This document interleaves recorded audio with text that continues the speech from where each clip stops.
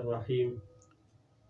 رسول اللہ صلی اللہ علیہ وسلم کی مبارک سنت گھر میں داخل ہونے کے اعتبار سے، آپ صلی اللہ علیہ وسلم جب گھر تشریف لاتے تو ایک یہ ہے کہ گھر میں داخل ہوتے وقت انسان کو کون سا پاؤں اندر رکھنا چاہیے، اس اعتبار سے یہ دیکھنا ہے کہ گھر کے جو اندر کا حصہ ہے نا، باہر سے وہ بہتر ہے، تو اس لیے گھر کے اندر داخل ہوتے وقت انسان دایاں پاؤں پہلے داخل کرے۔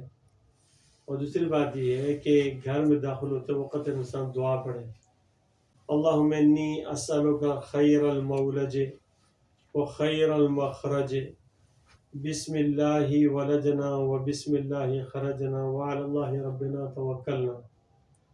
مطلب یہ ہے کہ اللہ، میں آپ سے اچھا داخل ہونا، اچھا نکلنا مانگتا ہوں۔ اللہ کے نام کے ساتھ ہم داخل ہوئے اور اللہ کے نام کے ساتھ ہم نکلے اور ہم نے اپنے اللہ پر بھروسہ کیا۔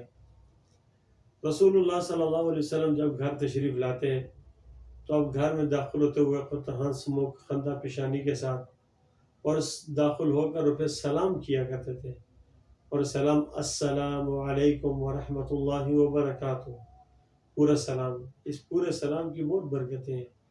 یقین جانیے کہ جب انسان پورا سلام کرتا ہے نا، تو انسان کو خود محسوس ہوتا ہے کہ بھئی اس پورے سلام کے اندر انسان محسوس ہوتا ہے کہ مجھے کچھ دعا ملی ہے، کچھ محبت ملی ہے، اور اسی طریقہ سے جواب دینے والوں کو جواب دینا چاہیے، وعلیکم السلام ورحمۃ اللہ وبرکاتہ۔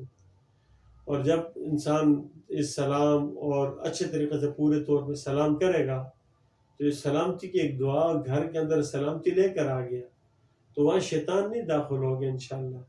اور دوسری یہ کہ جب بھی گھر میں داخل ہو تو وہاں پر پھر داخل ہونے کے بعد حال احوال پوچھیں، ایک دوسرے سے گلے شکوے نہیں ہونے چاہیے، کیا ہے یہ نہیں کیا وہ نہیں کیا، اس طرح یہ نہیں، بلکہ حال احوال پوچھے ایک دوسرے سے، اس سے محبتیں بڑھتی ہیں۔ ہنس منہ اور خندہ پیشانی کے ساتھ انسان جب باہر بے سکون ہوتا ہے نا، تو گھر کے اندر آتا ہے تو گھر میں بیوی کو، بچوں کو، دوسروں کو دیکھ کر اس کو سکون ملتا ہے۔ تو سکون حاصل کرنے کے لیے انسان گھر میں آتا ہے نا، تو انسان کو چاہیے کہ ایک دوسرے کو سہارا بنے اور سکون حاصل کریں۔ اور پھر یہ بھی بات ذرا سے سنا ہے کہ جب گھر میں کوئی داخل ہو اور وہ داخل ہونے کے ساتھ سلام کرے، اس کے بعد درود شریف پڑھے اور سورہ اخلاص پڑھ لے، سورہ اخلاص کو 3 مرتبہ پڑھ لے۔ یقین جانے سے اللہ تبارک و تعالیٰ بہت برکتیں نصیب فرمائے گا اور رزق کی فراوانی بھی ہوگی۔